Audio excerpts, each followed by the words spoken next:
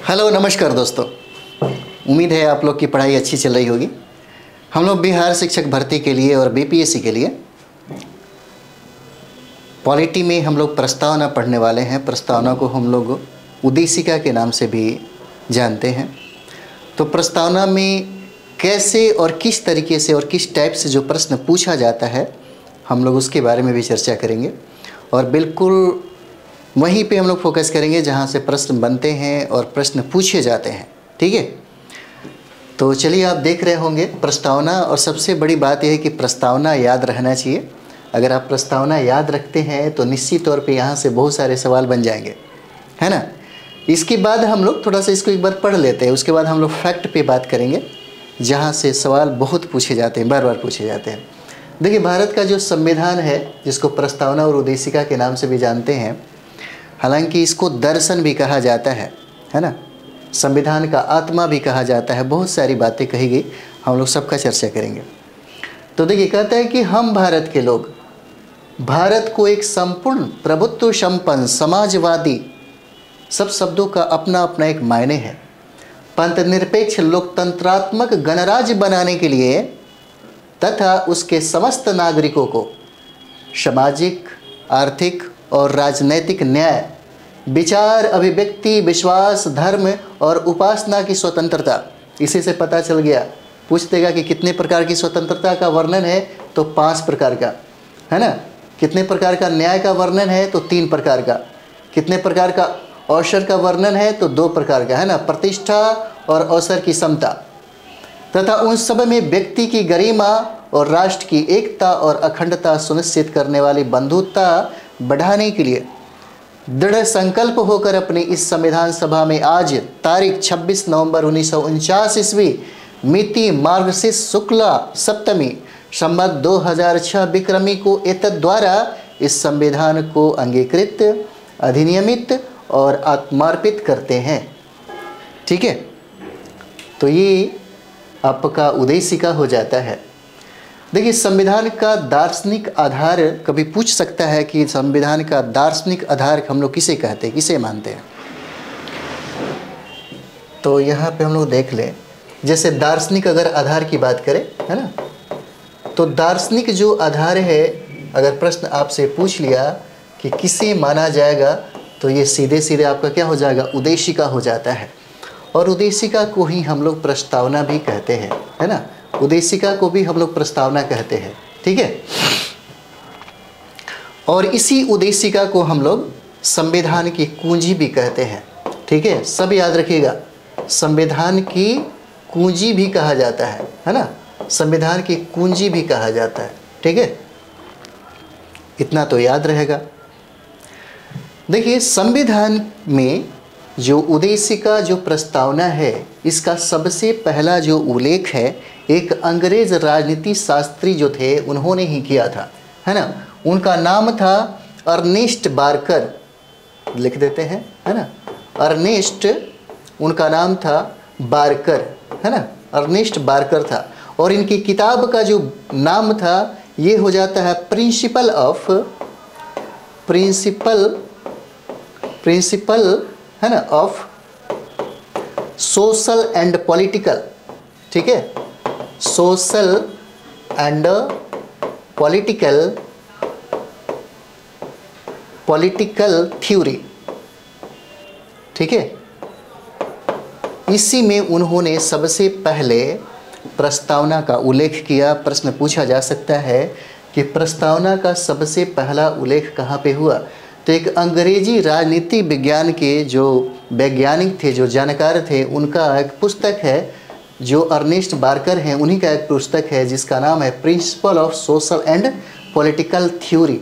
इसी में उन्होंने इसका उल्लेख किया, है ना। देखिए, प्रस्तावना की शुरुआत होती है हम भारत के लोग से। ठीक है, प्रस्तावना की शुरुआत कहाँ से होती है, हम भारत के लोग से, है ना। हम भारत के लोग से पूछा जा सकता है प्रस्तावना की शुरुआत जो है कहाँ से होती है, तो हम भारत के लोग से होता है। देखिए, संविधान की, इसी को हम लोग देखिएगा, इसी को हम लोग देखें, थोड़ा सा इसको मिटाया जाए तो ठीक रहेगा।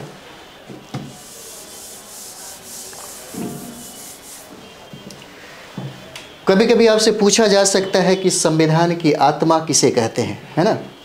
तो यहाँ देखिए, संविधान की जो आत्मा है, संविधान की आत्मा, देखिए इतना हम फैक्ट देंगे यहाँ से कि इससे बाहर प्रश्न ही नहीं पूछेगा। संविधान की आत्मा उद्देशिका को कहा जाता है, प्रस्तावना को कहा जाता है, ठीक है। और प्रस्तावना किसके द्वारा प्रस्तुत किया गया ये भी देख लीजिए। प्रस्तावना को जो प्रस्तुत किया गया है ना, प्रस्तुत किया गया, ठीक है, प्रस्तावना को प्रस्तुत किया गया 13 दिसंबर 1946 को प्रस्तुत किया गया, है ना। प्रस्तावना को प्रस्तुत किया गया 13 दिसंबर 1946 को, और ये प्रस्तुत किया जाता है जवाहरलाल नेहरू के द्वारा, है ना। ये पूछा गया सवाल है, जवाहरलाल नेहरू के द्वारा, है ना, इसे प्रस्तुत किया जाता है, ठीक है। संविधान की जो प्रस्तावना है 13 दिसंबर 1946 को, याद रखिए 13 दिसंबर 1946 को संविधान सभा में, है ना, उद्देशिका का क्या किया गया, प्रस्तुत किया गया। और प्रस्तुत करने वाले व्यक्ति का नाम है, ये पूछा गया सवाल है, कौन किया, तो जवाहरलाल नेहरू ने, ठीक है। इसे संविधान सभा द्वारा, है ना, कब स्वीकृति मिली, पूछा जा सकता है कि इसे संविधान सभा द्वारा कब स्वीकृति मिली। तो देखिए 22 जनवरी 1947 को, है ना। कब स्वीकृति मिलती है, तो 22 जनवरी हो जाएगा, है ना। पेन चेंज कर लीजिए, ठीक रहेगा, ठीक है।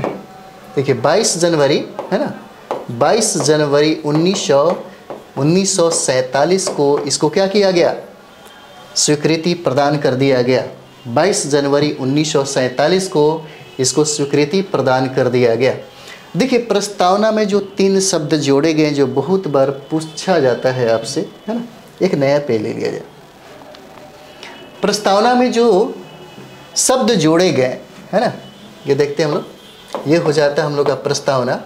इसमें जो शब्द जोड़े गए, है ना, वो शब्द आपका हो जाता है, देखिएगा, समाजवाद, है ना, एक हो जाता है समाजवाद, ठीक है। और दूसरा क्या हो जाता है, पंथ निरपेक्ष, पंथ निरपेक्ष हो जाएगा, है ना। और तीसरा जो है वो हो जाता है क्या है, अखंडता।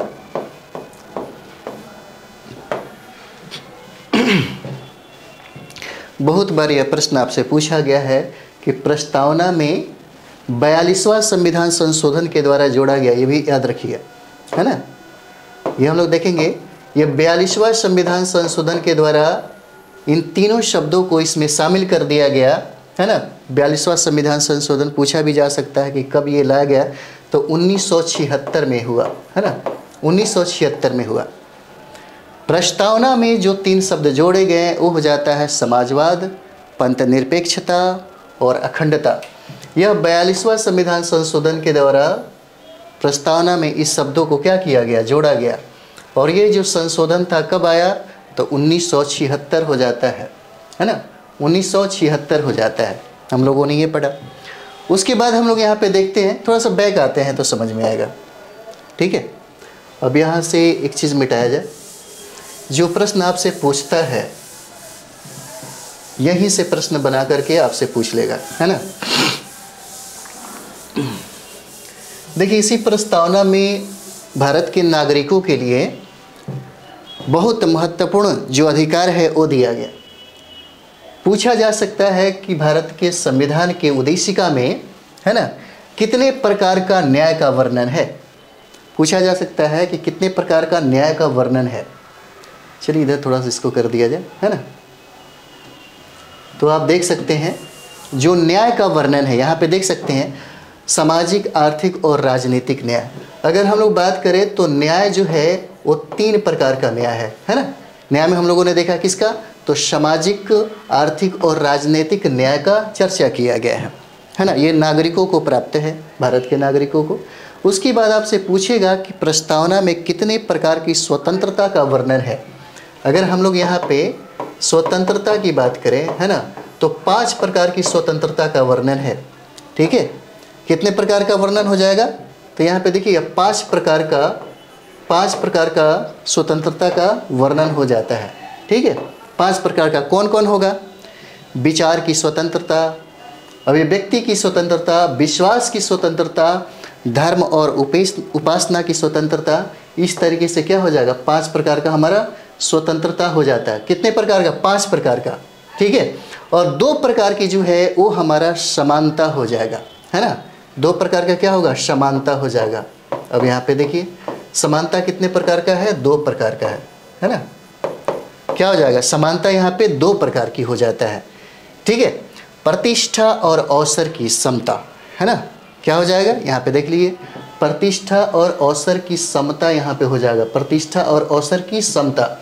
और एक प्रकार का बंधुता जो है उसका वर्णन है ना। यहाँ पे देखते हैं हम लोग, बंधुता है, बंधुता, ठीक है, वो एक प्रकार का होता है, एक प्रकार का, ठीक है, वो देख लिए होंगे आप लोग। भ्रातृत्व जो है, इसी को हम भ्रातृत्व बोलते हैं, है ना, ठीक।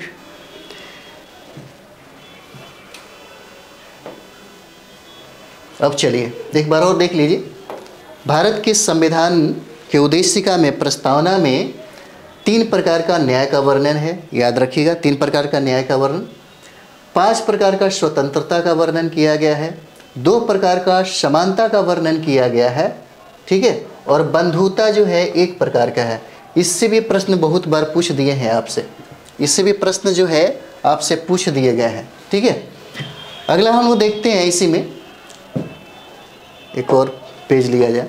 देखिए कहता है कि भारत के संविधान की उद्देशिका में शामिल क्या नहीं है, है ना। अगर देखा जाए, जैसे आप देखिएगा यहाँ पे,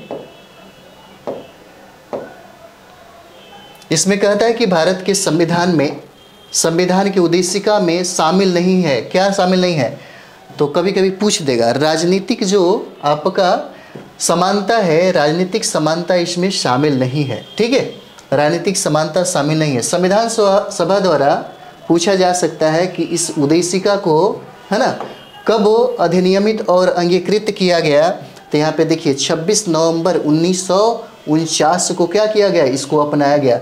संविधान सभा द्वारा उद्देशिका को कब इसको अधिनियमित किया गया या अपनाया गया, तो ये पूछा जा सकता है। इसी में सब कुछ है, 26 नवंबर 1949 को इसको क्या किया गया, अपनाया गया। और ये देखिए, ये जो सवाल है ये बहुत बार पूछा गया है ना, ये बहुत बार पूछा गया आपसे। पूछा जा सकता है कि भारत को एक धर्मनिरपेक्ष राज्य के रूप में, देखिए यहाँ पे लिखा हुआ, भारत को एक धर्मनिरपेक्ष राज्य के रूप में वर्णित करता है। कौन करता है, तो यही आपको करता है, समझे, यही होता है। संविधान की जो प्रस्तावना है यही करता है, संविधान की प्रस्तावना धर्मनिरपेक्ष राज्य के रूप में वर्णन करता है, ठीक है, धर्म निरपेक्ष राज्य के रूप में वर्णन करता है, याद रखिएगा, ठीक है। और देखिए संविधान की जो प्रस्तावना है इसका विचार कहाँ से लिया गया, इसको भी हम लोग देख लें यहाँ पे, है ना। देखिए संविधान का जो विचार है, मतलब उद्देशिका का जो विचार है, प्रस्तावना का जो विचार है, ये हम लोग इसको अमेरिका से लेते हैं, ठीक है। संविधान में प्रस्तावना का विचार जो है ना, ये अमेरिका के संविधान से लिया गया। चलिए, कहा जा सकता है कि प्रस्तावना का जो विचार है ना, जैसे प्रस्तावना का जो विचार है, विचार किस संविधान से लिया गया, तो याद रखिएगा ये हमारा यूएसए के संविधान से लिया गया, है ना।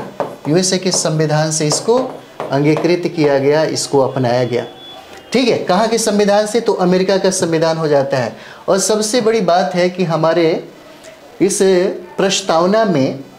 प्रस्तावना में स्वतंत्रता, समानता और बंधुत्व का जो आदर्श दिखता है ना, स्वतंत्रता, समानता, है ना, ये देखते हैं, स्वतंत्रता, उसके बाद समता, है ना, और ये हमारा जो बंधुता है, बंधुता, ये जो आदर्श शब्द जो है पूछा जा सकता है कि कहाँ से हम लोगों ने इसको अपनाया, तो फ्रांस की क्रांति से ये जो आदर्श जो शब्द है उन्हीं की क्रांति के देन थी, जो वहाँ पे सबसे ज़्यादा इसको प्राथमिकता दिया गया।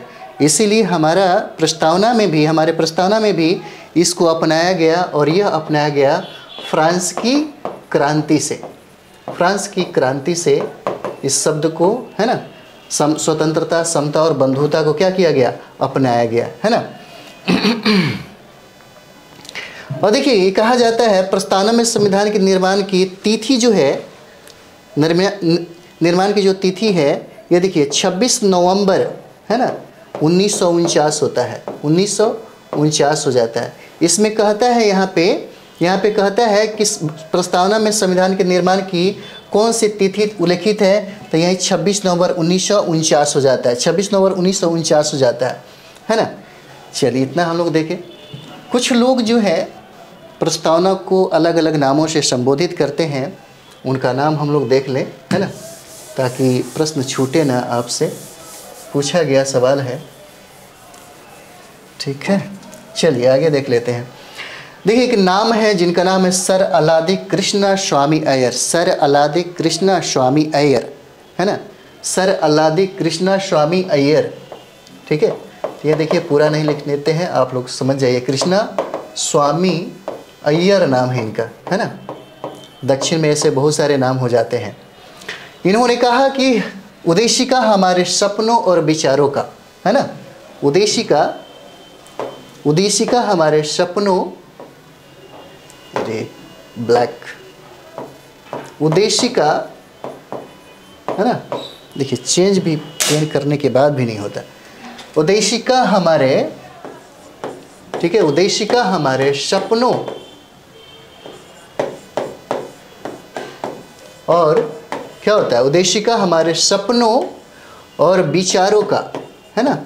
विचारों का क्या करती है, प्रतिनिधित्व करती है, विचारों का प्रतिनिधित्व करती है, प्रतिनिधित्व करती है। ये इंपॉर्टेंट हो जाता है इसलिए मैंने लिख दिया है ना। पूछा जा सकता है आपसे कि किसने, ठीक है, किसने उद्देशिका को या प्रस्तावना को ये कहा कि उद्देशिका हमारे सपनों और विचारों का प्रतिनिधित्व करती है। ठीक है, तो ये सर अलादी कृष्णा स्वामी अय्यर हो जाते हैं जिन्होंने उद्देशिका के बारे में ये कहा है ना। उद्देशिका हमारे सपनों और विचारों का प्रतिनिधित्व करती है। ठीक है, एक हो जाते हैं के.एम. मुंशी। तो के.एम. मुंशी जो है उनके बारे में भी देख लीजिए, के.एम. मुंशी क्या कहते हैं। के.एम. मुंशी ने ये बात कहा था है ना, देखते हैं। एक हो जाते हैं के.एम. मुंशी है ना। के.एम. मुंशी क्या कहते हैं, तो के.एम. मुंशी जो है, पेन चेंज कर लिया जाए। के.एम. मुंशी कहते हैं प्रस्तावना हमारे संप्रभु लोकतांत्रिक गणराज्य का जन्म कुंडली है ना। इन्होंने ये कहा कि प्रस्तावना हमारे संप्रभु लोकतांत्रिक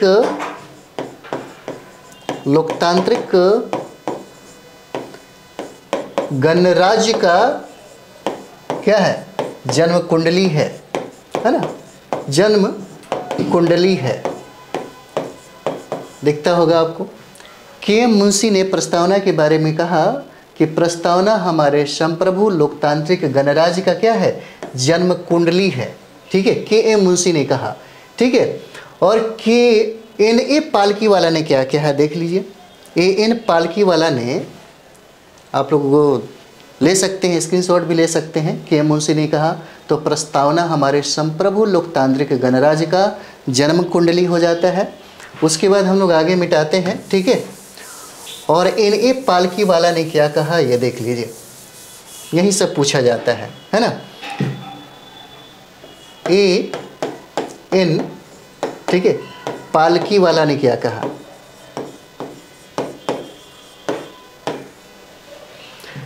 इन्होंने संविधान को यानी कि प्रस्तावना को संविधान का परिचय पत्र कहा।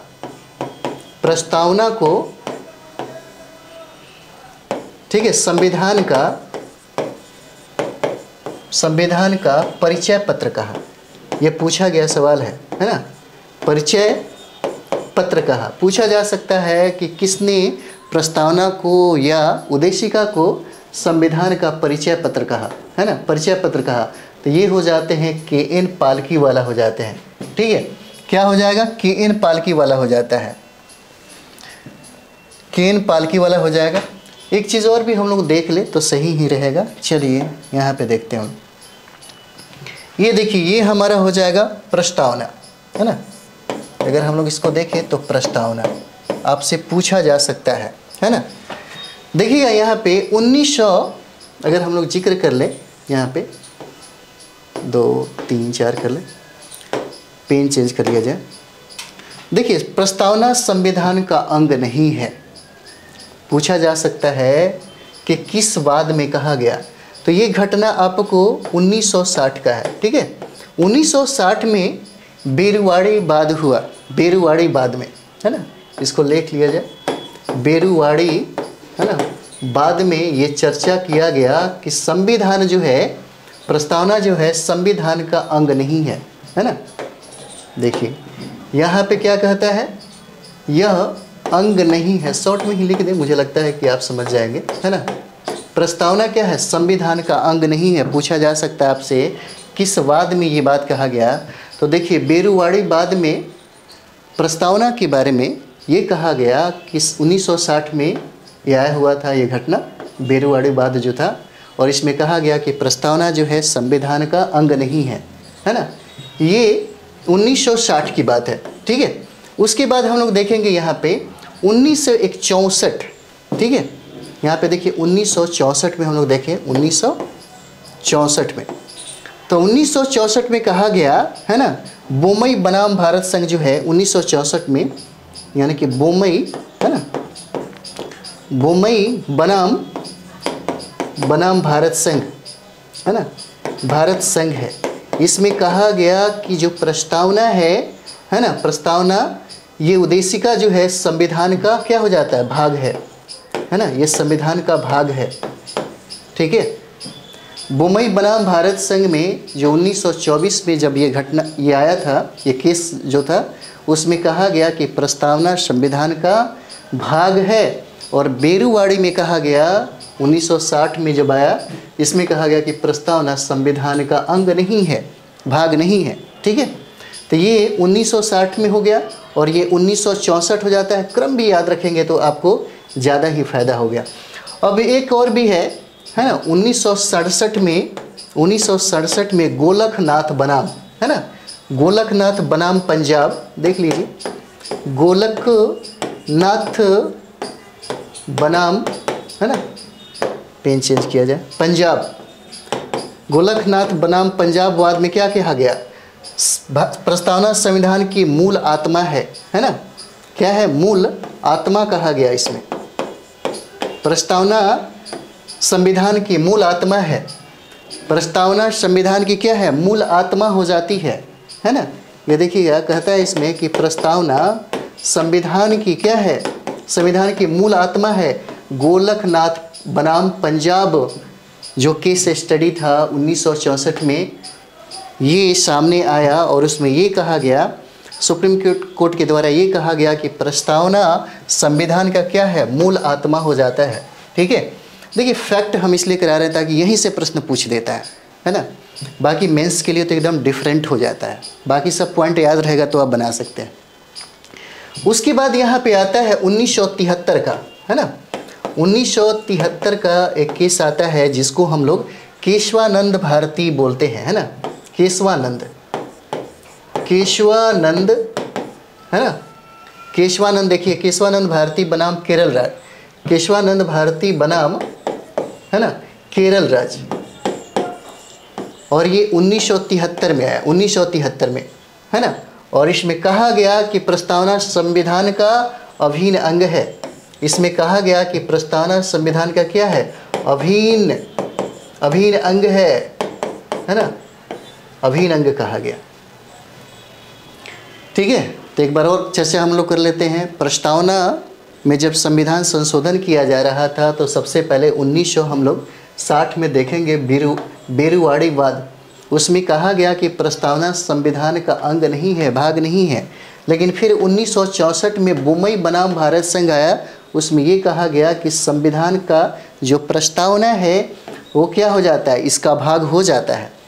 फिर उसके बाद हम लोग 1964 में देखेंगे गोलकनाथ बनाम पंजाब का जो केस था, है ना, इसमें प्रस्तावना को भारतीय संविधान का मूल आत्मा कहा गया, मूल आत्मा कहा गया।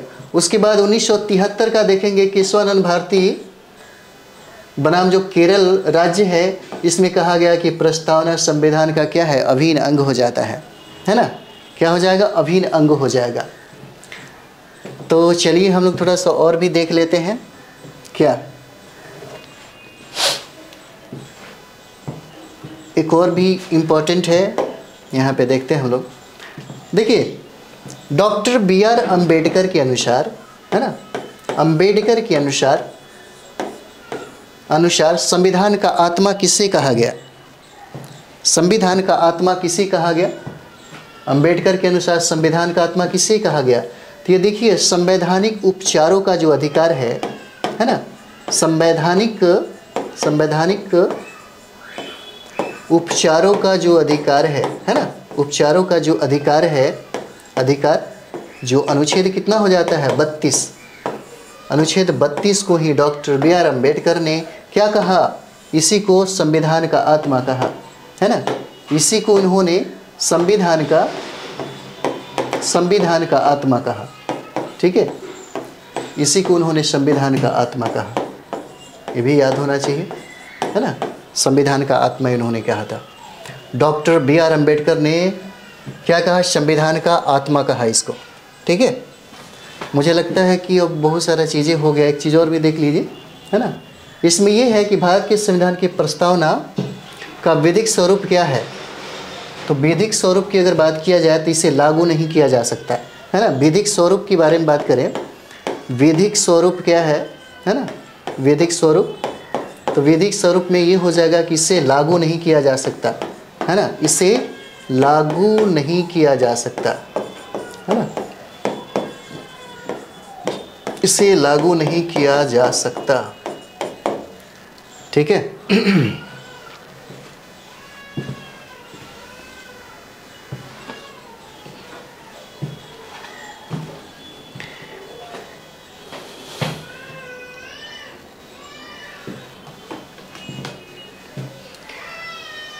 मुझे लगता है कि बहुत सारा जो फैक्ट था ज़्यादा लंबा करने से कोई फ़ायदा नहीं है, क्योंकि फैक्ट तो बहुत याद आ रहे हैं। तो जो इम्पोर्टेंट रहा है आपके एग्ज़ाम के लिए बीपीएससी टीचर से संबंधित, और बीपीएससी जो 70 बीपीएससी है, और बहुत सारे कंपटीशन के लिए आपको प्रस्तावना से इससे बाहर अभी तक नहीं पूछा गया। बहुत है, काफ़ी है। प्रस्तावना से जितने भी आप देखिए 10-15 साल का मूल्यांकन जरूर करना चाहिए। जो एग्ज़ाम आप दे रहे हैं ना, जो कंडक्ट आपको एग्ज़ाम करवाया जा रहा है, वो 10-15 साल से प्रीवियस ईयर्स का क्वेश्चन जो है उठा करके देखिए, आपको खुद पता चलेगा, ठीक है। तो जो इम्पोर्टेंट जो हमारा जो टॉपिक हो जाता है उसको हम लोग जो पूछने की संभावना बन रही है ना, उसी पे हम लोग बात करेंगे तो ठीक हो जाएगा, है ना। तो चलिए अगला हम लोग वीडियो में मिलते हैं।